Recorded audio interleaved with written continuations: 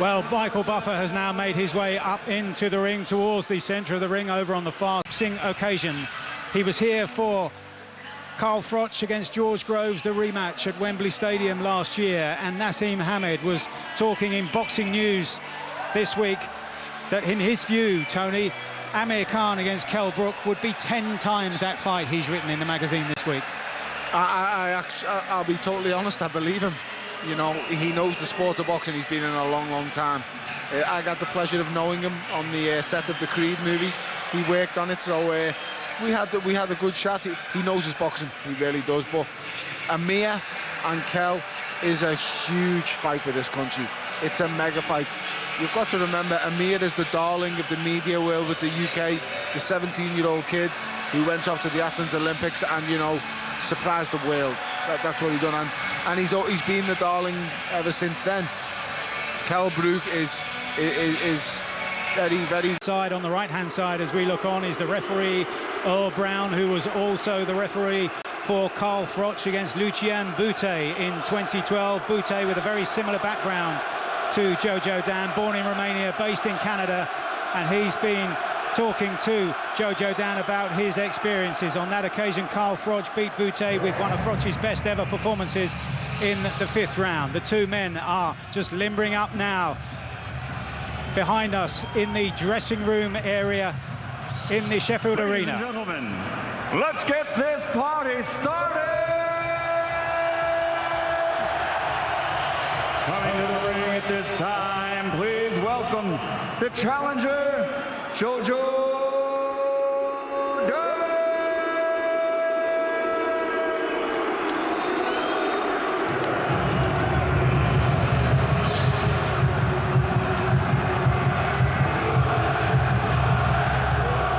Well, this is a reception minus the chance of who are you that Jojo Dan will be used to. He boxed twice in Turkey against a man called Selçuk Aydin, a man who inflicted the 2 defeats on the career of Jojo Dan, so he didn't cope too well with the partisan atmosphere on those occasions. He's standing at the top of a ramp now and just starts his journey, limbering up, loosening his legs and his arms on the way down the ramp to the arena floor here. He's on his own at the moment, will soon be joined by his trainers, including the Frenchman Pierre Bouchard, who's nurtured him from the beginning of his professional career, a professional career which is 36 fights old, and he suffered just those 2 defeats on the road in Turkey.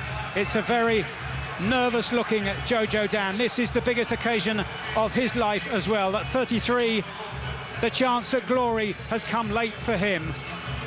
I've done that walk, Mike, and it's a lot easier doing that walk with 10,000 for you than 10,000 against you. It really, really is. And you know, he looks relaxed, Jojo Dan, but you can see the nerves. The eyes never ever lie. And looking at the monitor here, he's definitely got nerves in them eyes. And you know, like I said before, 10,000 people booing you and wanting you to lose. Believe you me, fighters will say they don't feel it. I've done it. He do feel it 100%. Well, he's been a professional now for almost 11 years, and he's going to have to bring all of that experience to bear here this evening.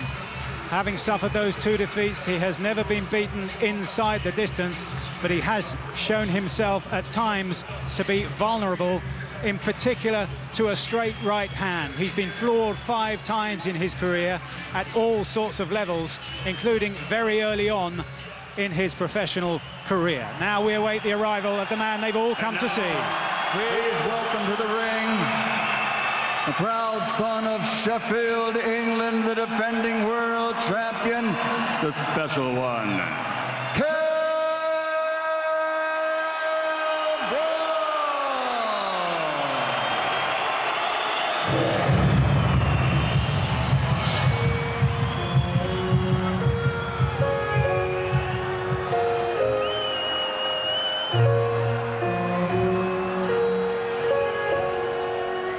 Images of Kell Brook in training being posted on the screens around here as the flashlights swirl around this capacity crowd here of 10,000 in Sheffield. And the man who feared that he would never walk again will soon be making the walk to the ring for the first defence of this hard-won, much-cherished world title. And now everybody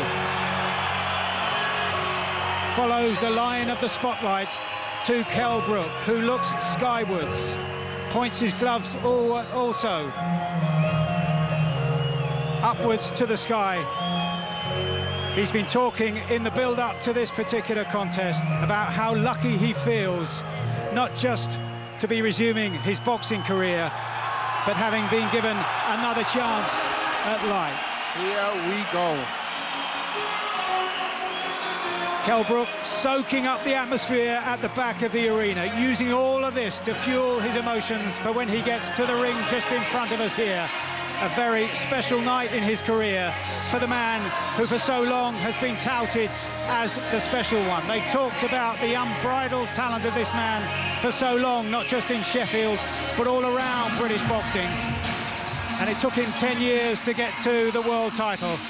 And now he's set to make his first defence. He's been saying how he wants to be remembered as a long reigning world champion, and now clad all in red. Red boots, red shorts, red gloves, and a red t-shirt, which will be removed when he gets to the ring in front of us. Still, Jojo Dan, just a few feet in front of me here in the red corner, limbering up, looking very nervous, talking to his cornerman. Kell Brook is looking so assured here. Yes, as Tony Bellew was saying about Jojo Dan, nerves in the eyes, you can tell, but this is such a huge occasion for Kell Brook. One of those nights when he can lose more than one fight, because mistakes here against Jojo Dan will upend any chances of sharing the ring with Floyd Mayweather or Manny Pacquiao in those big money fights potentially to come. The atmosphere here, Mike, is outstanding. You see the ring walk that Kell's got here, the crowd, the excitement. I mean, Kell's been out the ring so long, this must just be the icing on the cake now. There's no better feeling than walking the ring. The music comes on, Kell looks fantastic. I think, you know, we could see the best of Kell Brook tonight. The way he looks right now, he looks a picture of health. You would never believe he's been out the ring so long. He looks like he's at home here right now. Kell Brook takes up residence on the far side of the ring in the blue corner, away to our left as we look on. Michael Buffer reappears in the centre of the ring, waiting to perform the formal introductions here. And Kell Brook standing virtually still in the corner, just loosening the legs, including that left leg, the scar covered by the long red shorts that he's donning here. Still has the red t-shirt with the word special emblazoned across the chest. Red gloves in the red corner here. Jojo Dan kitted out all in blue, predominantly blue shorts, blue gloves and white boots. And Michael Buffer in the centre of the ring, waiting to announce the two men. Kell Brook making the first defence of the title that he won in such impressive fashion against Sean Porter in the town of Carson, California in August of last year. He went there as the underdog and won on points.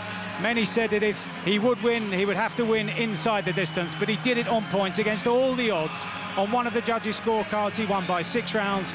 On another judge's card, he won by 4 rounds. A huge upset for Kell Brook. So few British fighters have gone to the United States and beaten an unbeaten American in an American ring.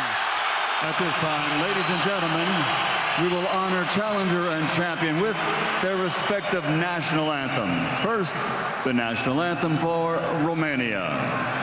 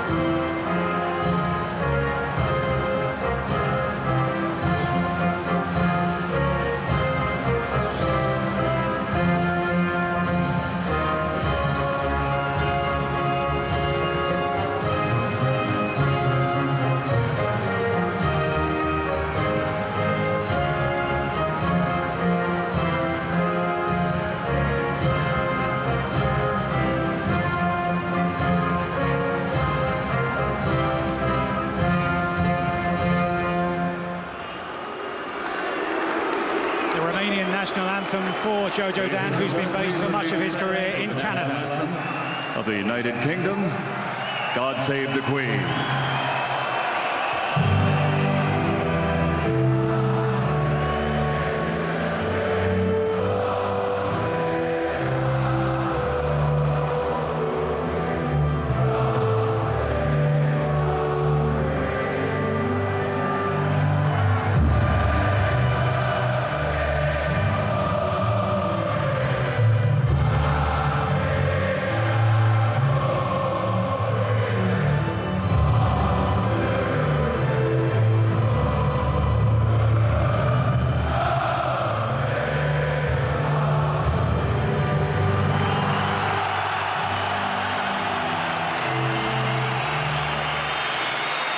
The arena here truly shaking with patriotic fervour. Ladies and gentlemen, from Motorpoint Arena, Sheffield, England, Matchroom Sport is proud to present Unbreakable. This is the main event of the evening.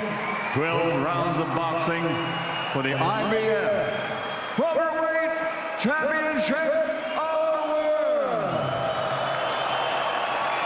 Sponsored by Alphabet, Scott's Menswear, StubHub, and We Buy Any House. Sanctioned by the British Boxing Board of Control President Charles Giles and the International Boxing Federation President Darrell Peoples.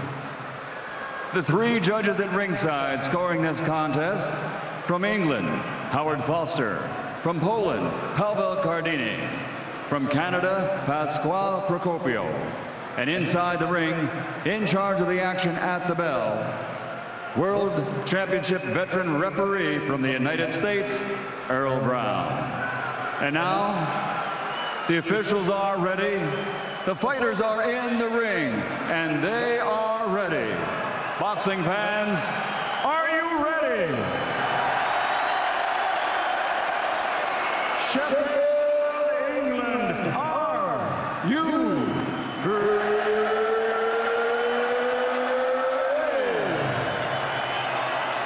For the thousands in attendance and the millions watching around the world, ladies and gentlemen, let's get ready to rumble!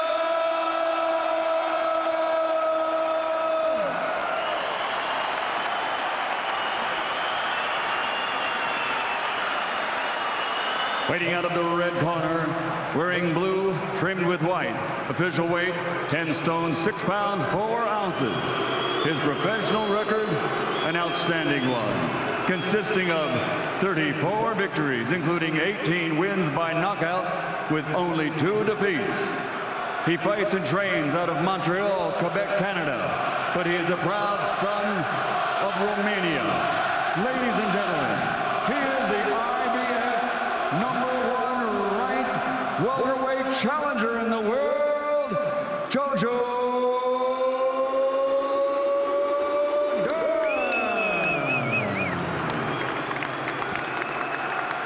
And fighting out of the red corner, wearing red with white and gold, officially weighing in at 10 stone, 5 pounds, 9 ounces.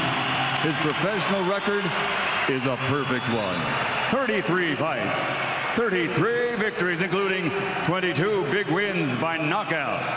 He is the fighting pride of Sheffield, Yorkshire, England, the reigning, defending, undefeated IBF welterweight champion of the world, the special one, Kell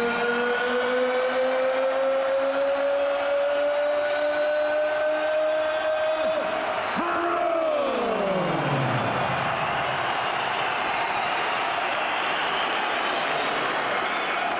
Even the booming voice of Michael Buffer almost drowned out here this evening. And now all that remains, last instructions from referee Earl Brown. Okay, gentlemen, you received your instructions in the dressing room. Anything from here down will be considered low. Anything from here down will be considered low. Obey my commands at all times. Protect yourselves at all times. Touch them up. Well, Kell Brook in the programme this evening recalls how he could see death after being stabbed in a machete attack on holiday in Tenerife last year. He went through the extremes of emotion in just a few days after winning the world title. He says he's been given a second chance. And the bell sounds then, ahead of 12 rounds for the IBF World Welterweight title, and Kell Brook making his first defence, and says he's determined to be a long reigning champion, wants to be remembered as not just a champion, but one of Britain's best ever. A quiet start in the first 20 seconds. The both men throwing punches, but both men missing out of distance. Kell Brook tries a right hand. He will have seen that Jojo Dan is wide open to a right hand, has been troubled by that a number of times in his career so far, and it's a punch that Kell Brook throws particularly well. Dan boxing from the southpaw stance, leading with the right arm and the right leg, stepping in towards Kell Brook, trying to hold on to the centre of the ring is the Romanian, now based in Canada. It gets a bit untidy. The referee steps in for the first time to separate them, and they return to the centre of the ring. Dan goes to the body with a right jab. It lands solidly into the left side of the abdomen of Kell Brook, just underneath the ribcage. Now Brook himself throws a jab towards the body, this time the left hand from his orthodox stance. The crowd really rousing them out, trying to get behind him, but Dan has started in very lively fashion, in particular concentrating his attack at this stage to the body. A minute and 15 seconds gone in the first round. Dan just staggers off balance, slightly caught the foot of Kell Brook on the way out of that particular close quarter clinch. They're working away inside now. Kell Brook covers up, brings in his forearms towards his sides there, and Dan just bounces the punches off those forearms as they try to work away inside, and now they're separated by the referee once again. The two men struggling to land any really clean punches in this early stages of the contest. Brook goes towards the body with another left jab, comes back towards the centre of the ring, and Dan makes him miss with a jab towards the head, and a second time Dan slips inside the jab but wasn't quick enough to throw a counter punch to the body. But still plenty for Kell Brook to be thinking about here, because Dan is making him miss. He's reading the punches coming through at this early stage of the fight. A jab from Kell Brook is made to miss once again. Now Dan comes forward with two successive left hands, backhands for the southpaw, and both of them landed. Now Kell Brook tries to open up with a short, sharp right hand in the centre of the ring. Now a longer right hand from Brook gets through, and then an overhand which turns into a right uppercut. A long uppercut lands on the chin of Dan, but Dan comes immediately back at him with a left hook to the body. Now tries another left hook to the body, does Dan, and he's clipped with a right hook from Brook on the way out of that exchange. Another right hand from Brook does get through. More success for Brook in this final minute of the opening round, as Dan tries to command the fight from the centre of the ring. Throws another one of those left hands towards the torso of Brook. Brook covers up well, takes the punch as well, steps back out of range and then comes back immediately to Brook.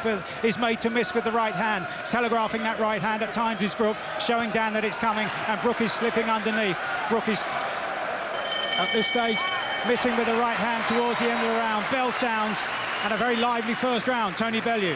It was, Mike. It was a very, very good first round for Kell. He's landing the right hand with quite ease, to be honest. The good thing about this is, for Kell, Jojo Dan is a southpaw. Now, usually fighters would struggle with southpaws, but with Kell being from the Ingalls stable, Kell will have sparred hundreds of rounds with the most awkward southpaw probably that England's ever seen in Junior Witter. So the southpaw stance will place no kind of awkwardness here for Kell Brook. And as you see, he's landing right hands cleanly early on. I'm going to go out on a whim tonight, and I'm going to say Kell Brook is possibly going to be the first man to stop Jojo Dan. He's hitting him far too easy with that right hand. I mean, he's also countering over Jojo Dan's lead right hand with the clever left hooks also. 10 seconds. I can see Kell Brook getting rid of Jojo Dan. I'm not too sure whether it's going to be at the start or the finish, but at some stage he will, I think. So the first round to Kell Brook on our cards, but Dan plenty competitive, throwing in particular one or two smart left hands to the body, straight left hands, and looping left hook come uppercuts to the torso area of Kell Brook as well, and making Brook miss once or twice just to keep the Sheffield hero thinking about what he's doing and not allowing him to get too complacent, having to set up the shots. And now Dan tries to work away to the body again with those left-hand shots in the style of an uppercut, but they collide only with the right arm of Brook, and Brook lands a very solid right hand, the punch that Tony Bellew was talking about. A right hand over the top, and this time Dan goes goes down on one knee. He gets up very quickly. You can hear the timekeepers count here, and Brook now just has to be very calm and composed, because this could be a very sensational early finish. Another right hand, and Dan is down again, and this time he staggers back to a neutral corner. He's badly hurt. He raises his gloves to show the referee that he's okay to carry on, but surely the end is near here. There's 1 minute and 50 seconds to go in this second round. Dan tries to work away to the body. Another right hand from Brook gets through. A right uppercut, a right hook, a left hook, another right hand from Brook. Dan holds on. He's wrestled to the canvas once again. The referee indicates no knockdown this time, but Dan squints. He's in big, big trouble. He's badly hurt. A left uppercut from Brook gets through this time. Dan so bravely, so courageously tries to fight back, but Brook goes after him once again, tries another one of those right hands. 1 minute and 15 seconds to go in the second round. Dan moving away now, out of range, trying to take cover. Another right hand gets through. There's a blemish beneath the left eye of Dan, but at the moment, that's the least of his concerns, as Brook goes after him again and almost floors him with a stiff jab. Lands a second jab and a right hand. Brook on the rampage once again, but it's calm and it's composed and it's measured. He tries a right uppercut. Dan is desperately trying to stay close now to remove any punching room, any leverage from these shots from Kell Brook. 40 seconds to go in the second round. A left hook from Brook gets through. A jab gets through as Dan's got this severely reddened face. Right hand over the top from Brook. Brook bounces off the ropes and goes after his man once again. Misses with a wild uppercut. Dan still tries to work away. So courageous is the Romanian based in Canada here. Another right hand gets through from Brook. Somehow Dan stands his ground. Backs off towards the ropes just above us. Another right hand gets through from Kell Brook here. Kell Brook has thrown an awful lot of punches in this round so far, and Dan is still there. Last few seconds, Dan is in his own corner. Right hand gets through once again from Brook.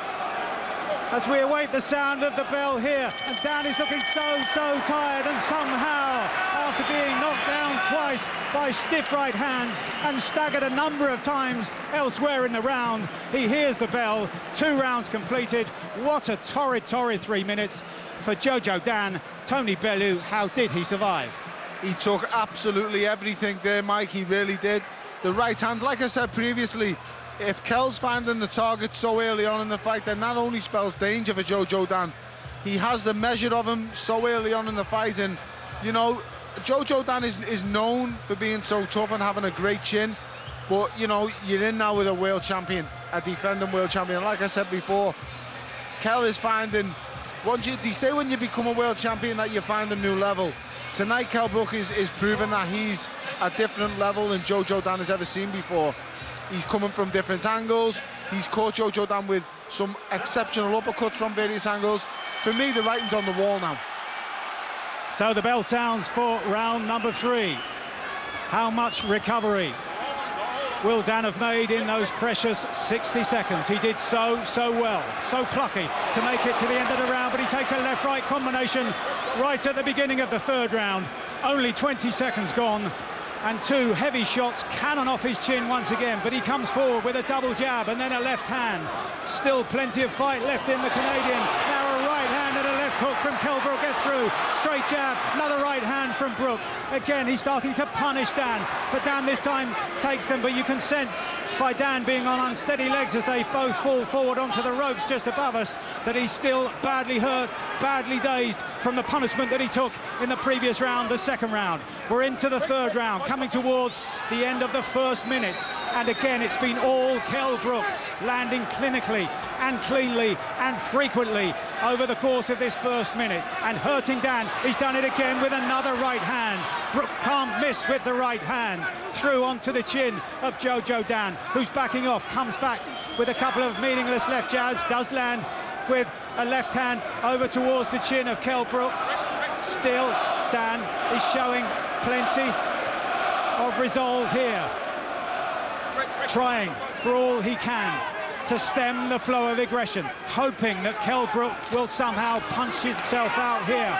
with the sheer flow of aggression. Another right hand gets through from Brooks, then a right hand and a left hook. This time Dan takes them and stands his ground in the centre of the ring as Brook gets after his man once again, flicks out a jab. A jab comes back at him though, Brook, from Dan, and Dan tries to follow up with a cluster of punches, in particular from the left hand to the body, close to the final minute of round number 3. Dan goes to the body with 3 punches, 2 jabs and then a left hand, but takes a much harder, short, sharp right hand from Brook on the way in. All the harder, significant, venomous punching is being done by Kell Brook here, as Dan in the centre of the ring tries to claw his way somehow back into the contest here, into the 3rd round. He's a long way behind already here, and he doesn't seem to have the power to trouble Kell Brook, who has plenty of that in the gloves to be troubling Jojo Dan, as he has been throughout the first 9 minutes of the contest so far. Another jab from Brook gets through on the high part of the head this time, not quite as sharp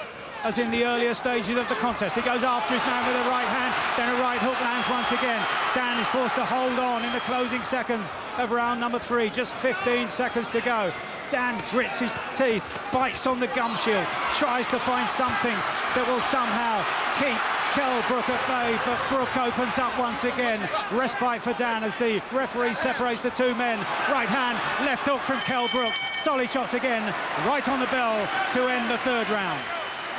It was really another big round for Kell.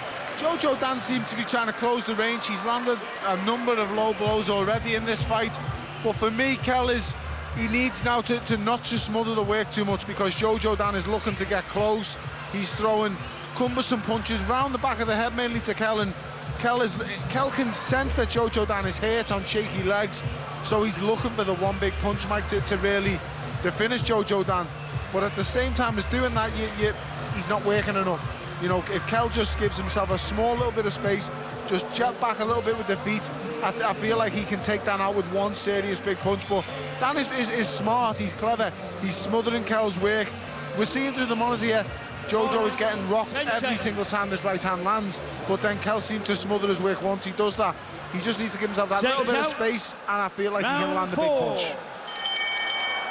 So 3 rounds completed here, and a good left hand from Dan right at the start of the round is a sign that Brook can't afford to get complacent here. It was a solid shot, Brook took it well and tries to land a right hand of his own, but this time he sends a message that it was coming, and Dan, even in his clearly dazed state, sees it coming and slips underneath and tries to work away to the body. They're very close to the red corner, as we are here at ringside, Dan's corner, and they work away on the inside, encouraged by the referee to work away and then break free, and they do that. The action moves to the far side of the ring now, diagonally over towards Brook's corner, the blue corner. He tries a winging right uppercut, does Brook. He's just getting a little bit wild here, needs to start to time it and maybe wait for Dan to walk on to the punches. An exchange of jabs, the right jab from Dan, the left jab from Brook. Brook this time switches his attack towards the body, but the punch was smothered by the elbows and the gloves of Dan on the inside. Dan is plenty ready to just stand and hold on in the centre of the ring, because when they get separated, he's the one who comes off second best, and by some margin. He takes another right hand to the chin, then a left-right-left combination from Brook gets through once again. Now Brook tries to open up, tries to find that leverage, that punching room on the inside, as Dan just almost leans forward into the punches and holds on every time he can on the inside. There's not so much work on the inside from Dan here as there has been in some of his previous fights, but as Tony Bellew was saying, this is a much higher grade here. They work away on the inside. The referee lets them do that until he gives them the command of break. Right hand over the top again from Brook. He's made to miss just once or twice. He gets a little bit careless here as he looks out of the ring and takes a message on board from Tony Bellew alongside me here. A winging jab come hook from Dan. He's made to miss by Brook, who steps forward with the right hand but didn't have the feet quite in the right place for it to land with sufficient power. Dan takes it. It did land high on the head, but Dan took it well.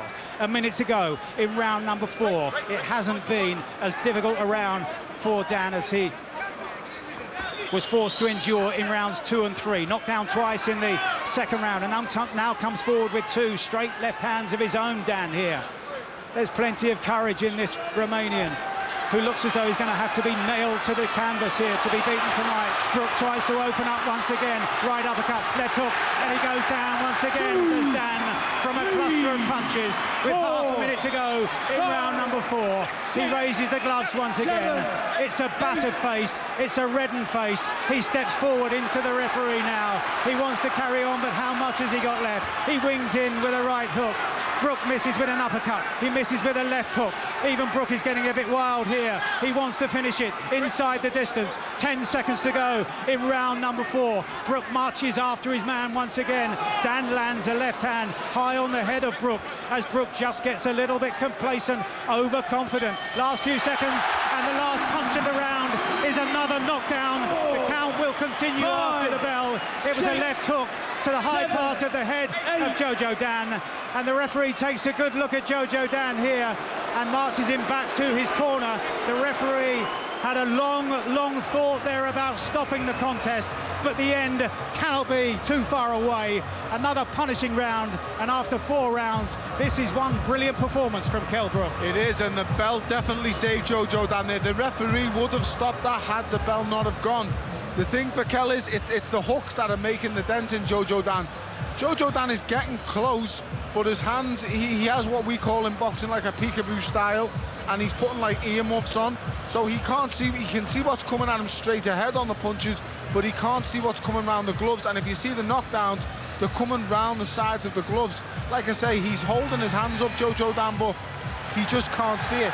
That fight, it's over. And the referee waves his arms. The corner have decided that Jojo Dan has taken enough punishment here tonight against Kell Brook. Knocked down twice in the 2nd round, twice in the 4th round. Gamely, he tried to fight back, but in the end, he was outclassed this evening by a man who says he wants to be remembered not just as a world champion, as a special world champion, one of the best that Britain has ever produced, and he started on the road to that kind of status tonight in the most impressive fashion. Kell Brook makes a successful and very impressive first defence of the world welterweight title.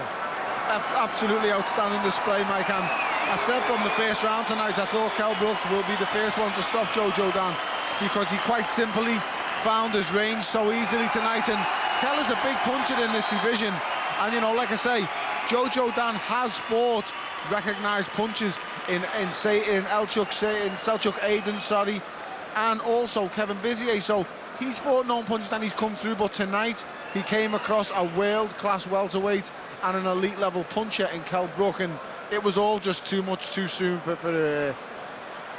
Jojo Dan. And Dan stopped for the first time in his professional career. He was so game and so plucky, kept taking the fight back to Brook, but in the end he didn't have the firepower, he didn't have the skill, and he didn't have the guile to deal with a man who could really grow from this. Those around him have been saying how he has grown in confidence and assuredness since winning the title. We often hear that about world champions. Just having the belt strapped around their waist means so much in terms of a boost to their morale. And Kell Brook now, with that performance having been shown live on Showtime Network in the United States, the network that has backed Floyd Mayweather for the last couple of years, that will have impressed the American viewers for sure, and that will have put Kell Brook right in the mix for the big glamour fights in the welterweight division, the most glamorous division, the most lucrative division in boxing at the moment. And Kell Brook here has produced a quite scintillating performance here of power and of speed. Once or twice he got caught himself, but he realised he could punch with impunity here because Dan was landing, but wasn't landing with any kind of effectiveness. And in particular, the right hand from Kell Brook was the real danger punch here this evening. And after 4 torrid rounds, Dan was very competitive in the opening round, but then in the 2nd round was knocked down twice. In the 4th round, knocked down twice again. In between, in the 3rd round, it was another hard round for the Romanian based in Canada. And in the end, his corner.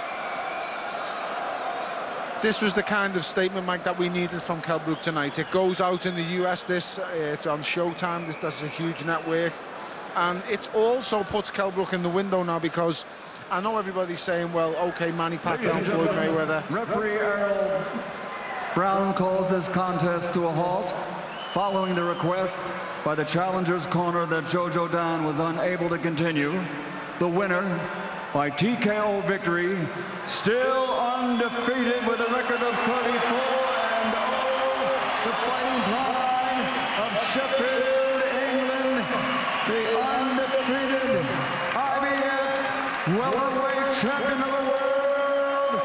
special one, Kell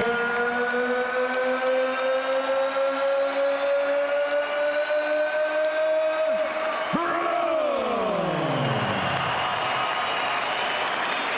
Well, another special night in the history of boxing in this city, delivered by the man who for so long they've called the special one, and tonight he produced a performance to live up to the billing. At times he hasn't been the most committed, hasn't been the most dedicated to the sport, but everyone around him has been saying that this is the man who has so much talent to burn, and if he ever puts that together with commitment to training, we could see some very, very significant results. Those results are starting to come. He won the world title in such impressive fashion on the road in the United States last August, and now his first defence, a very punishing, brutal destruction of Jojo Dan of Romania via Canada, who's making his way very slowly now, trudging almost back to the dressing rooms as Kell Brook is being interviewed in the ring. We'll hope to get a word with him very soon.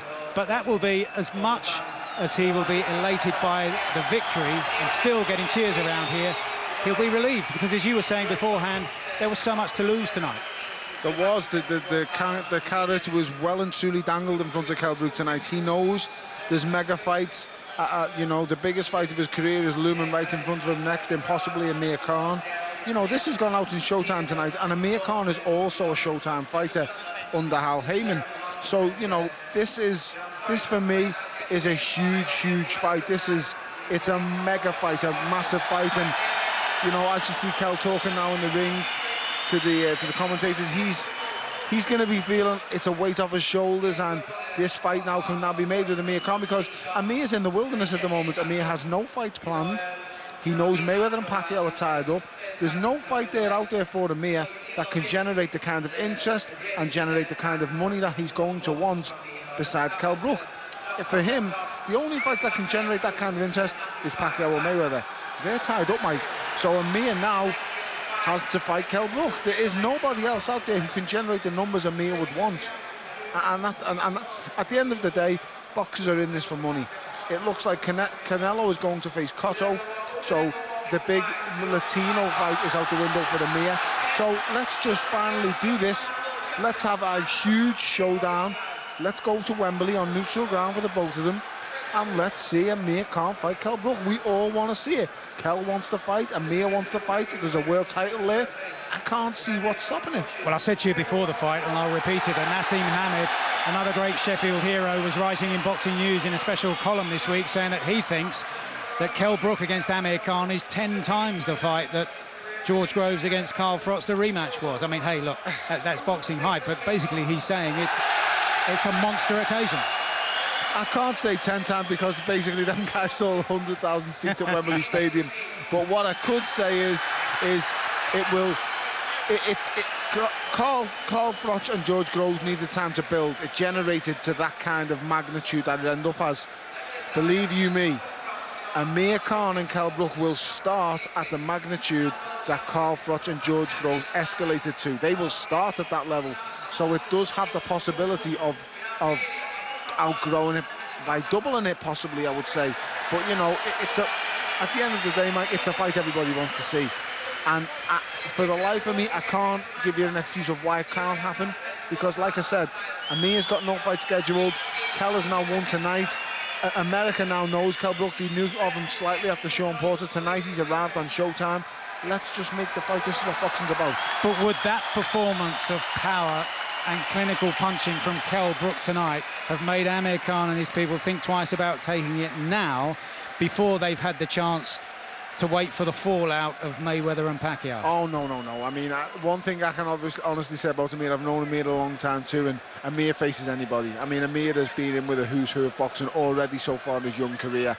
So there'll be no kind of fear case with Amir not wanting the fight, or should he take the fight. Amir will want this fight very straight away. Amir will be happy, to be honest, that Kell Brook has shone on the American stage, that he has got rid of a guy that's never been defeated before. Amir will be happy because you've got to remember, like, this generates great interest in a fight with Amir. And, you know, ultimately, Amir wants big fights, Kell wants big fights.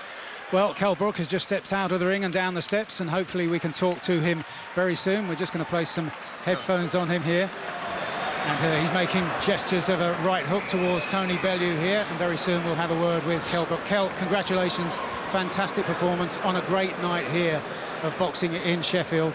We've spoken through the build-up about all the emotions you've been through in the last 7 or 8 months. What emotions are you feeling right now? Well, on top of the world, you know, all them feelings what I won in California, winning the world title, and then getting ripped away from me when it happened with the leg. You know, it's all come back tonight. I feel that, you know, I've come in here and I've entertained the fans. You know, I've defended the world title in style. I've stopped Jojo Dan. He's never been stopped. A world-class operator, mandatory for a reason. I know that he was hungry, he was tough, but I showed that I was a class above. And when you knocked him down twice in the second round, were you surprised, first of all, that he made it to the end of the round, but then made it as far as the 4th round? Yeah, I thought, you know, as soon as I come out again, you know, he'd be on dodgy grounds, but he's obviously very fit. He recovered well. And what gutsy effort, you know, he brought back. You know, he tried digging it out, but eventually, you know, he had to hold up. Tony Bellew was saying here that he saw you in the dressing room beforehand, and he said you were looking nervous, but in the right kind of way, because it meant so much tonight. In a way, you could have lost more than one fight tonight. It did, believe it or not. I felt more pressure than the world title fight, you know, in this fight, you know, with the leg and the layoff and everything else, and my homecoming, you know. But, you know, this is what me and Bellew were made for. We're made to be champions, to fight. You know, whatever it takes, we find a way to, you know, to win. So tonight, you know, I just took it in my stride, soaked it all up, and did the business.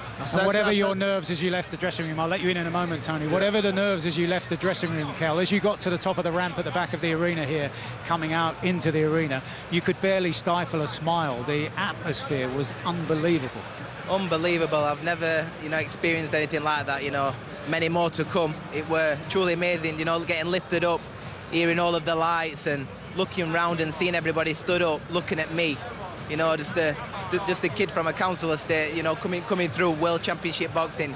Truly amazing, you know, what I've achieved. That boy who walked into the gym at the age of 7 and again at 9 could never have believed what happened tonight. Overwhelming. I said, Kell, at the very start of tonight when we came on, and I said, it's a great thing that you had the nerves, because them nerves helped. And you came out here tonight and you had the look of a challenger in your eyes.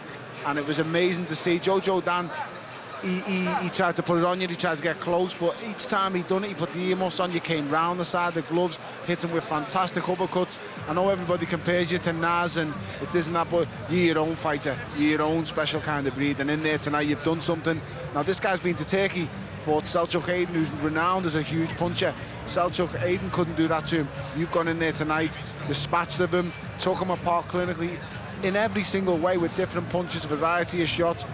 Brilliant performance. And now, like I said before, the fight we all want to see, and everybody knows what they want, is Amir Khan. I don't even need to ask you, Kell, because I already know the words that I'm going to say. You know. I already know he wants this fight. There is no reason why this fight cannot happen, Mike. Tonight, Kell has been exposed to Showtime TV in America. This is a huge deal. After tonight's result, Kell, what are your thoughts now about the Amir Khan fight? Has anything changed, do you feel? I mean, you know, I've been going on about it for too long. The fact is, you know, I'm world champion. You know, he's got nothing. He's got no belt. He's got nothing to offer. He's just a big name. He's just a fight fan's dream. You know, a matchup.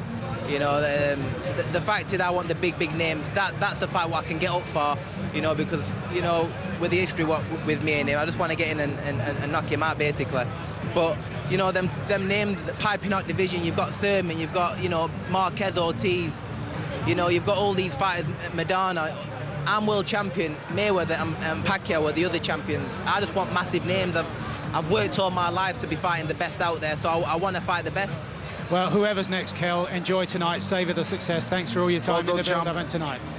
Thank you. Spot on. Well, hope to get a word in a minute with Eddie Hearn, the man who engineered this wonderful evening here this evening. Sellout crowd of 10,000 who created this tumultuous atmosphere all around as Kell Brook made his way to the ring and then all the way through the contest. Such a brilliant display ultimately of brutality by Kell Brook, who steps back up into the ring now for the photographers to get their shots for websites and newspapers around the world. Eddie Hearn alongside me here. Eddie, that was pretty impressive. Yeah, I mean, listen, for people who know Kell Brook, I see Tony's got the biggest smile I've ever seen in his face. Listen, he's been through a lot, you know, and it was so emotional seeing him rise up from that stage. I remember looking at him in the hospital bed thinking, it's over, you know, and He's such a good fighter, and everyone in boxing knows how good Kell Brook is. You know, I was talking to Rob McCracken, the director of GB Boxing, the other day. He said, you know, Kell Brook, he said, could be one of the best fighters we've had, you know, for a long, long time. Rob's been saying that and to me don't for forget, years. you know, he's just come back from, you know, one of the worst injuries I've ever seen. And that wasn't even the best of Kell Brook. You know, you could see his timing was out a little bit at times. He was falling over himself a little bit, but that's being ultra critical. 60% tonight we've seen. Yeah. 60%, that's how good Kell But you know can be. how strong Kell Brook is when he's fit. I mean, he hit Jojo Dan with a jab in the first round. You can see Jojo Dan's face. He's been in with some decent top level, but he's never even been close to this stuff. I said when he fought, Selçuk Aydın is a world-renowned puncher, and Selçuk Aydın couldn't budge him. Now, he wasn't, Kell was hitting him with certain shots tonight, and he was falling apart, his eyes were falling everywhere. He was saved in the round before he got stopped, saved by the bell mic. Otherwise, he'd have probably got just blitzed well and truly. You know, like I said before, Kell has gone in there tonight, a lot of pressure on his shoulders. You know, after the tragedy that happened in Tenerife, he's just gone out there tonight, done a very, very professional job. He's looked exciting, he's looked thrilling, and he's got rid of a guy that's never been stopped, a mandatory challenger too. And just a little bit of perspective, and I'm not pouring cold water on it, but I'm just saying that most people, if they were ranking the welterweight division, wouldn't have had Dan in the top 10. But what Kell Brook did in absolutely wiping him away, outclassing him, was mightily impressive, in particular for somebody who'd never been stopped. But here tonight, Eddie, it was just such a remarkable atmosphere. It sounded like so many more than 10,000 people. Yeah, it's great, Mike. You know, it's to be honest with you, as a fighter, I'm sure Tony will tell you it's what they live for, but even as a promoter, it's what I live for. You know, there's nothing better than that atmosphere, and Michael Buffer, and you know, we're live on Showtime across America as well. It's so important. It was so important to make a statement tonight from Kell Brook, not just in the ring, but outside the ring. You know, people are watching, you know, and we want these big fights, and we have to show that we've got a big product in Kell Brook, and we have. But we haven't just got a product who can go and win a world title and hopefully defend it a couple of times. You've got a fighter that is that good. He can go on and unify the division. And you know what? Not just at welterweight, at light middleweight as well, and maybe even middleweight. I said that before, as I said, you know, tonight he's gone out on Showtime, which is huge in America, but now there's no reason why Amir can say anymore. The fight has to happen. Amir has no fight scheduled. I've got on lads saying this tonight. Now, why can't this fight happen? Because Kell's clearly calling Amir out. Amir's got no fight scheduled. Now, Mayweather and Pacquiao are tied up. They're the only fights that can generate more money than him fighting Kell. He can't call out Canelo or Cotto for the Latino connection for the big sell, because they're tied up in each other. They're going to fight each other soon. So there's nobody else to fight that can generate the kind of numbers that Amir wants. So then answer me this, why won't he fight? You tell me. Oh, I think he knows. I can't say Amir's a card because at the end of the day, listen, he's fought some great fighters. Exactly. But let's be honest, if he gets beat by Kell Brook, this is the problem. If he gets beat by Mayweather or Pacquiao, okay, we can bounce back to Kell Brook. If I get beat by Kell Brook, it's done. But Ed, they're all tied up now. There's nobody else to fight. He has to fight Kell. Kell is the only world champion. Stop telling me, Tony. Tell him here. You've got his number. Text him. Kell is the only world champion who's calling Amir out, you know, who's coming out and saying, fight me. There is no other world champion. You know what's going to happen? There, Amir Khan will announce next week, probably, he's going to fight Chris Algieri. And the boxing community will be devastated. For what title? Exactly. What does that fight mean? Because Algieri's just been bounced off the floor 25 times by Manny Pacquiao in his last fight. Listen, it's so frustrating. I mean, it's so frustrating trying to make big fights. The fact is, they won't even really entertain negotiations. That's the worst thing about it. Well, that's the frightening thing. That says it all. That's not a good thing. That's a frightening thing, because you have to hear levels of negotiation to understand what's on the table first. And if they won't even listen to what's on the table, then you don't have a chance to. The bottom line is, Tony, I believe it does Wembley. I believe it does Froch Grove's level of buyers, and therefore Amir Khan will make considerably more than he has ever made in a fight. My prediction, Eddie, was that you see where Froch and Groves escalated to. Yeah. Amir and Brook will start where they escalated to, and then they will rise above that level, in my opinion, because they will start where Froch and Groves ended up. It's already that big. Amir's a darling from the Athens Olympics. Kell's a world champion who went abroad and won his title on foreign soil. It sells immediately. It's a huge fight. Well, Eddie, if it's not to be Amir Khan next, I know you want Kell Brook to fight again in the summertime. Where and when and who possibly against? I think the great thing is he's got a world title belt. So, you know, we're talking to Rios, we're talking to Marquez. Thurman wants the fight, but he wants it in America. Unlikely. Great fight, though, by the way. One day, perhaps. But I think Rios and Marquez are the front runners. You know, we've got the ability now to be a big sell on Sky Sports. We've got the ability to fill arenas. So, therefore, we've got the ability to bring higher level and high profile opponents to Kell's backyard. He needs one of those fights because we have to fight Mayweather or Pacquiao, and the only way we're going to get to do it is by fighting some of these big boys and then start calling it out. It's not right now to start saying, bring on Mayweather and Pacquiao. We beat Jojo Dan. He's a good fighter, but he's not top 5 in the world.